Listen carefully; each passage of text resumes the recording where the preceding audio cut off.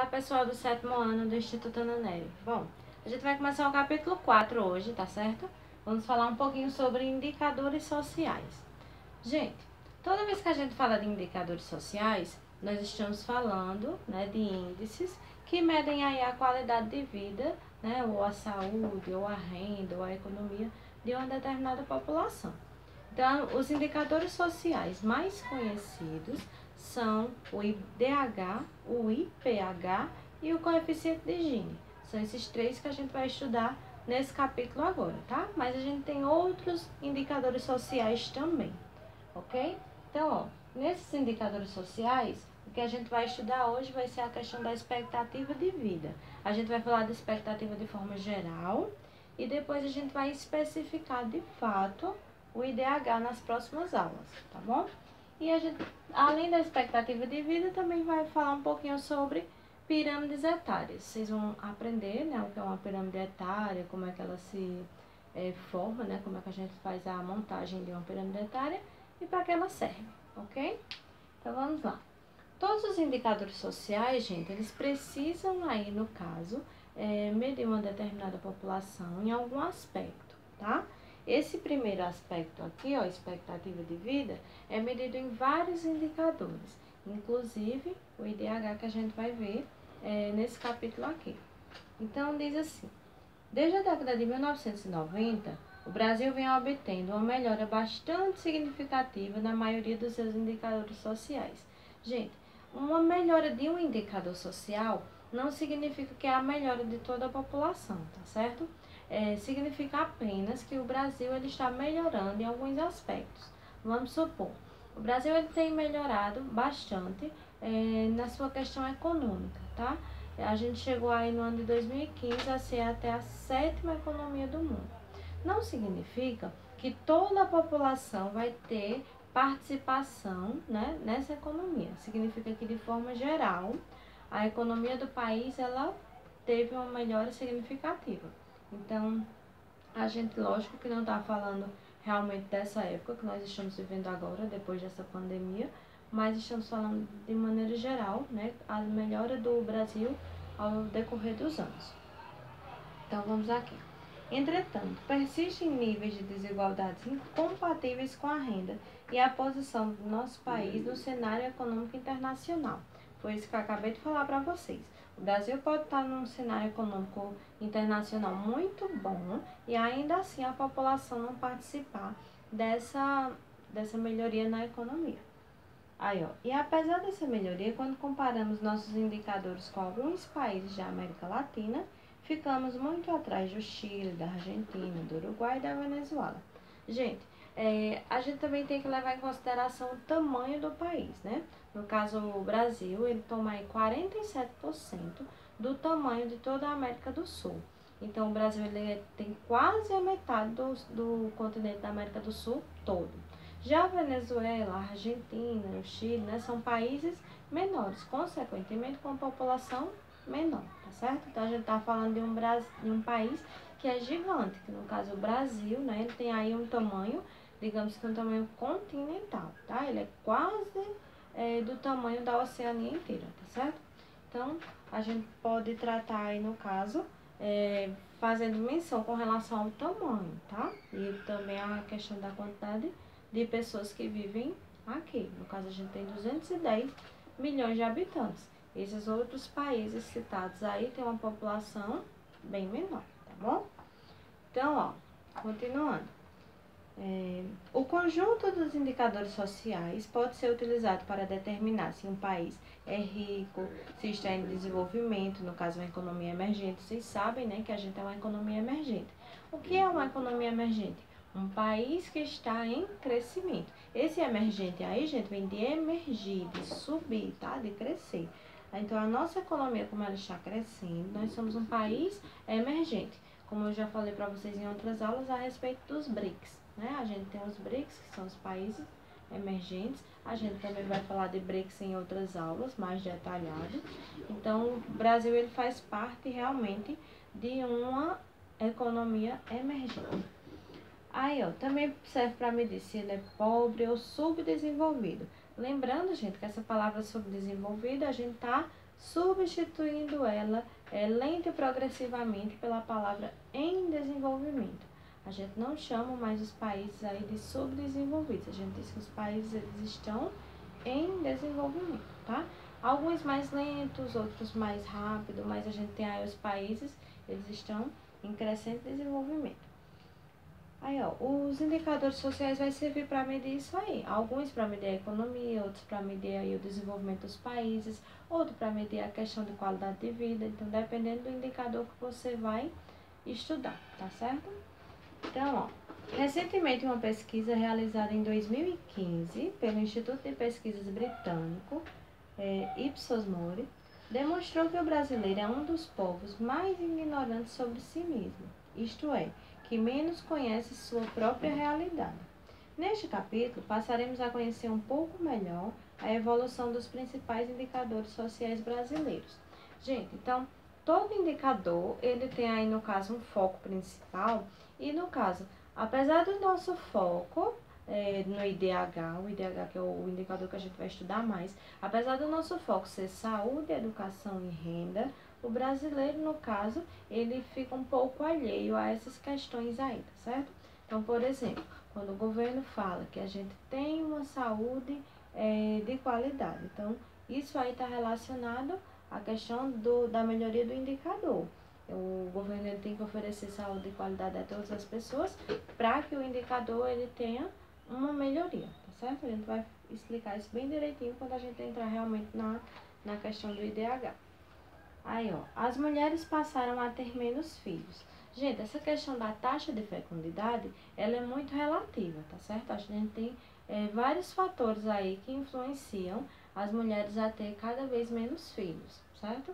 Então, aqui está dizendo o seguinte, a partir da década de 1960, houve uma redução do número de filhos por mulher, que influenciou na diminuição do ritmo do crescimento da população. Prestem atenção.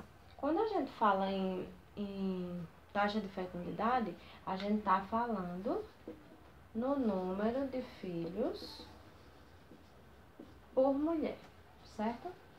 Então, aqui no Brasil funciona da seguinte forma. O IBGE, né, vai contabilizar todas as mulheres que têm entre 16 e 49 anos, ou seja, as mulheres que estão em idade fértil, e faz essa contabilidade aí com relação à taxa de natalidade. Então, as mulheres que têm entre 16 e 49 anos, pela taxa de natalidade, as crianças que estão nascendo. Então, esse número aí é o que a gente chama de taxa de fecundidade.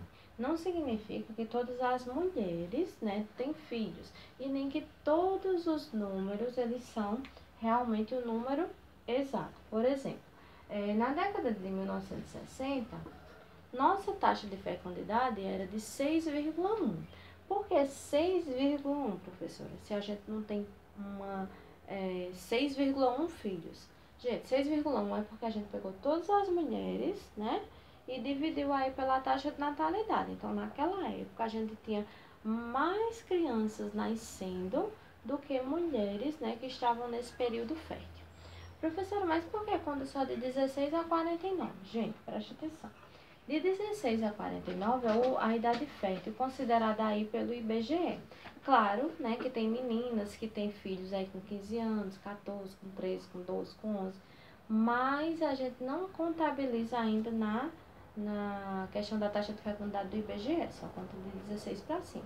Tem mulheres que podem ter filhos com 50, 51 anos? Podem sim, mas a gente também contabiliza só até 49, tá? Então, essa é a taxa, a medida, no caso, da faixa etária que a gente utiliza.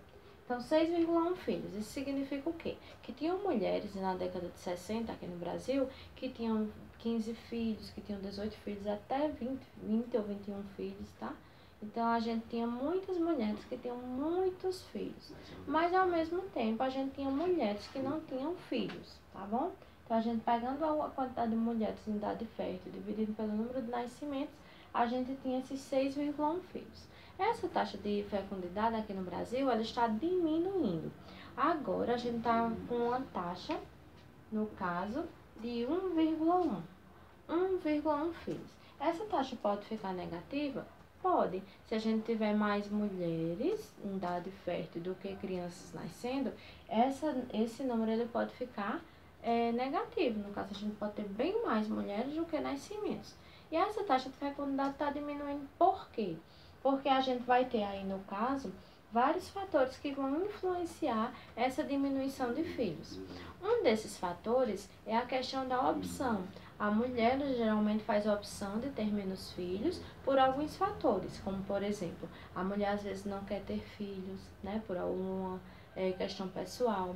Às vezes a mulher também não quer ter filhos porque ela entra no mercado de trabalho, ou por questões financeiras, porque não tem como criar e dar uma boa educação e dar uma boa qualidade de vida a ele, então às vezes faz a opção de não ter filho por essa razão. A gente também tem a questão aí da diminuição de filhos pela questão dos casamentos homoafetivos. A gente tem casamento entre homens e entre mulheres, então dessa forma, se eles forem ter filhos, ou vai ser por inseminação artificial, ou por barriga de aluguel, ou então fazendo a adoção, tá certo? Então a gente tem todo um processo aí no caso de fatores que está diminuindo essa taxa de fecundidade. Outro fator muito importante é a questão da esterilidade. A gente tem tanto a esterilidade natural quanto a esterilidade aí cirúrgica, tá? A gente tem na esterilidade natural, a gente tem homens que não conseguem, né, gerar filhos por algum motivo ou outro de saúde, ou então porque eles realmente não conseguem, né, ter filhos por uma questão natural. A gente também tem a questão das mulheres, que tem ou útero infantil, ou útero emborcado, ou qualquer outro problema de saúde que elas tiveram aí, no caso, problemas em gerar filhos, tá? E a gente também tem a esterilidade cirúrgica. No caso, os homens, né, eles fazem a vasectomia para não ter filhos, né? E as mulheres, elas fazem aí o que a gente chama de ligação, popularmente, que é a ligação de trompas, né? No caso, elas não geram mais filhos por causa dessa ligação, tá bom? Então, essa esterilidade aí a gente chama de esterilidade cirúrgica, tá? Esterilidade natural e esterilidade cirúrgica. É um dos fatores também. Outro fator que também faz com que a gente tenha diminuição de número de filhos por mulher é a questão dos métodos anticonceptivos. A gente agora tem uma grande difusão aí, né? As pessoas estão cada vez mais conhecendo os métodos anticonceptivos, então eles também são distribuídos, né, ou nos postos de saúde, ou então você compra em farmácias. Então a gente tem aí uma grande difusão e educação sexual para que as pessoas elas tenham menos filhos, principalmente na questão da adolescência. A gente tem, né, políticas públicas voltadas aí para a educação sexual para que as meninas, né, as adolescentes, elas não tenham filhos, né? Elas esperem um pouco mais até se estabilizar para poder ter filhos, ok? Então, essa taxa de fecundidade, ela tem diminuído bastante por esses e outros fatores. São inúmeros fatores, tá, gente? Aí, ó, lendo aqui na página 40 ainda, temos aí. Então, a partir da década de 1960, houve uma redução do número de filhos por mulher, que influenciou na diminuição do ritmo do crescimento da população. Essa diminuição é resultado da queda da taxa de fertilidade, número médio de filhos por mulher em seu período fértil, que era de 6,3 na década de 60. Gente, 6,3, 6,1, a gente tem aí uma divergência entre autores, tá bom? De 2,9 no ano de 2000 e no último censo de 2010 de 1,9. No caso, esse dado aqui, ó, de 1,1, ele é de 2016, tá bom, gente? Esse número ele já tá realmente diminuindo. Esse ano de 2020 a gente não tem ainda dados oficiais dessa taxa de fertilidade, mas com certeza ele já diminuiu. Aí, ó, os dados da Pesquisa Nacional por Amostras de Domicílios, PNAD, de 2014, demonstram que esse índice caiu ainda mais para 1,77. Aí, a redução na taxa de fertilidade é causada por um conjunto de fatores, dentre eles o aumento da participação da mulher no mercado de trabalho, que reduz o número de filhos devido a cobranças profissionais e diminui a sua disponibilidade para as tarefas domésticas. Por isso, os filhos passam cada vez mais tempo na escola. Aí, o uso de métodos anticoncepcionais, assim como o aumento do índice de urbanização, Filhos nas cidades são sinônimos de despesas, custos, foi aquilo que eu falei para vocês. Às vezes a pessoa faz a opção de não ter filho por causa de alguma questão financeira, tá? Por causa das despesas. Aí, ó, todos esses fatores colaboram para a diminuição da taxa de natalidade, isto é, do número de nascimentos. Então, ó, a taxa de fecundidade é número de filhos por mulher. A taxa de natalidade é o número de crianças que nascem aí no período de um ano, tá bom? Então, a gente geralmente tem essas 4 taxas aqui, ó, que vai medir o crescimento vegetativo, o crescimento da população de um país. Então, para o crescimento vegetativo, que é o crescimento da população, nós vamos ter a taxa de natalidade, taxa de mortalidade infantil e taxa de fecundidade. Gente, preste atenção em cada uma. Taxa de natalidade, número de nascimentos no período de um ano, dividido por 1000, tá? Por 1000 nascidos vivos. Então, a gente vai ter aí, no caso, em um período de um ano, quantas crianças nasceram? Dividido por 1000, então a gente tem o que a gente chama de taxa de natalidade. Da mesma forma, a taxa de mortalidade, número de pessoas que morreram no período de um ano, dividido por 1000. Isso aí a gente chama de taxa de mortalidade. Então, se você pega a taxa de natalidade, né, o número de pessoas que nasceram, e diminui pelo número de pessoas que morreram nesse período de um ano, nós temos aí o crescimento vegetativo. Se nasceu mais gente do que morreu, esse crescimento ele é positivo, tá? Se morreu mais gente do que nasceu, que é muito difícil de acontecer, mas pode acontecer. Se morreu mais gente do que nasceu, esse crescimento vegetativo ele é negativo, ok? Então, ó, a taxa de natalidade e de mortalidade vai servir aí para medir o crescimento vegetativo. Mas a gente tem outras 2 taxas que vão influenciar nesse crescimento. A taxa de fecundidade, ó, essa aqui de baixo, que é essa que eu expliquei agora para vocês, que é o número de filhos por mulher, a taxa de fecundidade e a taxa de mortalidade infantil. Professora, e qual é a diferença entre a taxa de mortalidade e a taxa de mortalidade infantil?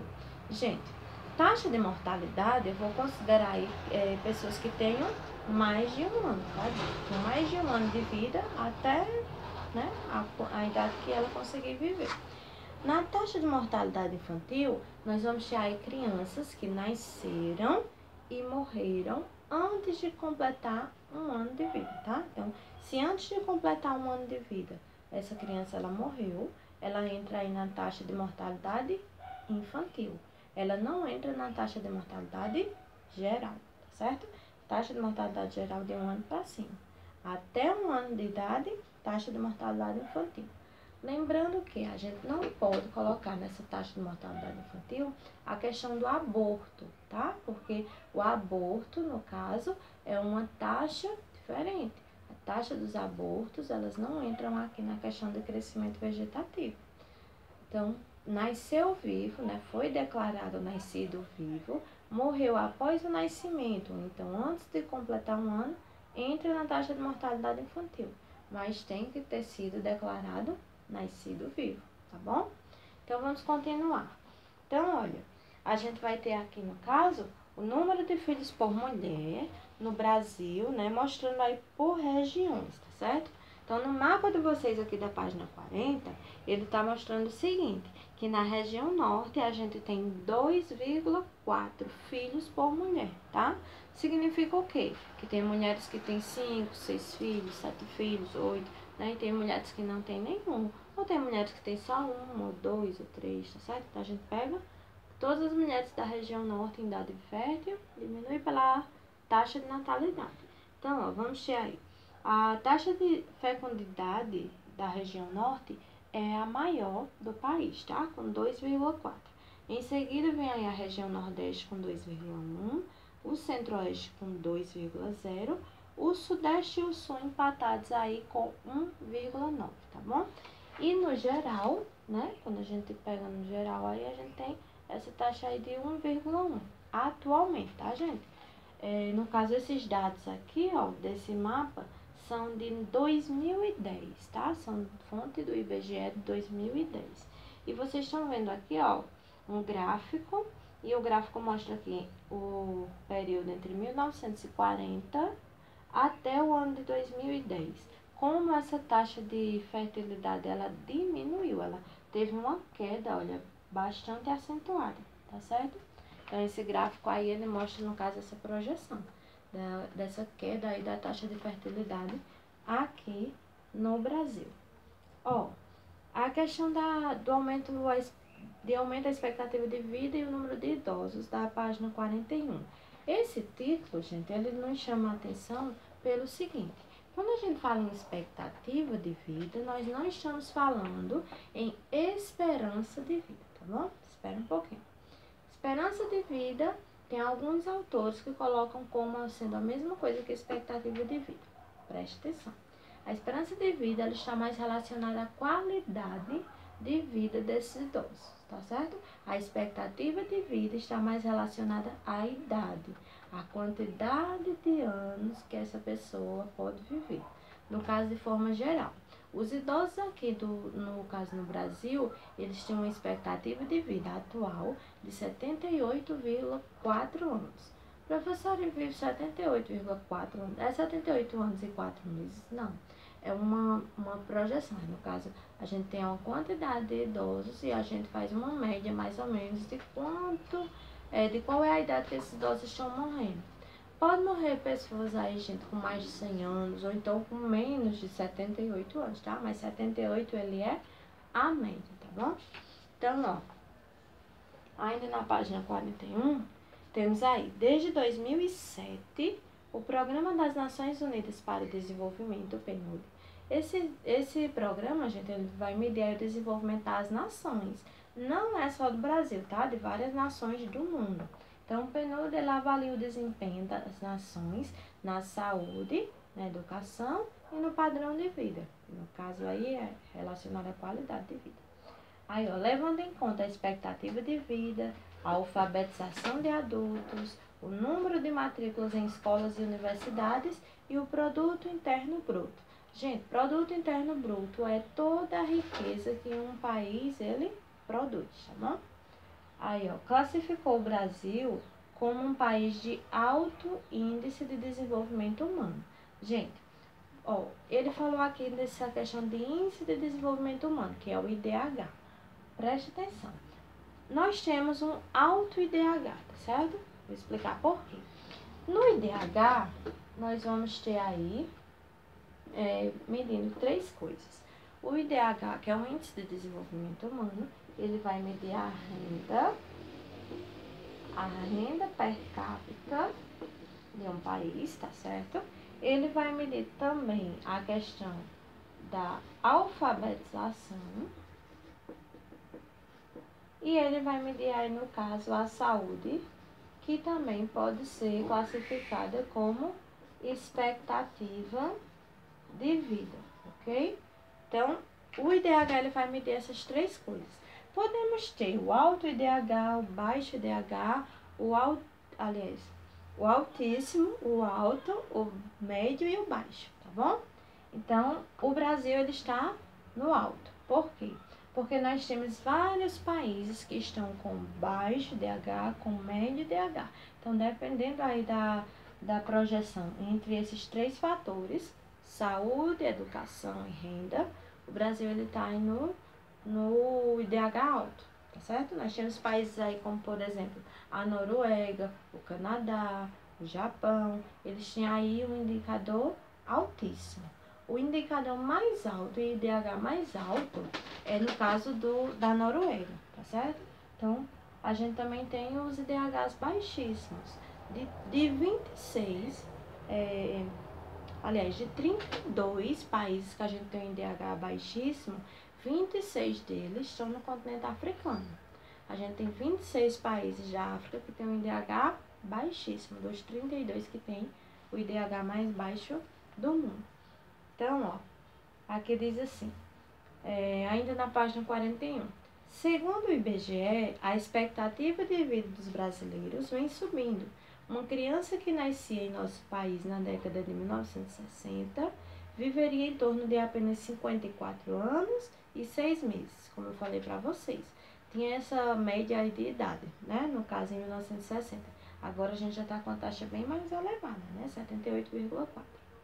Aí, já quem nasceu em 2010 deve viver em média 72,3. No caso, 72 anos e 3 meses. Uma média aí, no caso, relacionada ao ano de 2010, que foi quando a gente teve esses dados oficiais aí do IBGE, certo? Pelo censo do IBGE de 2010.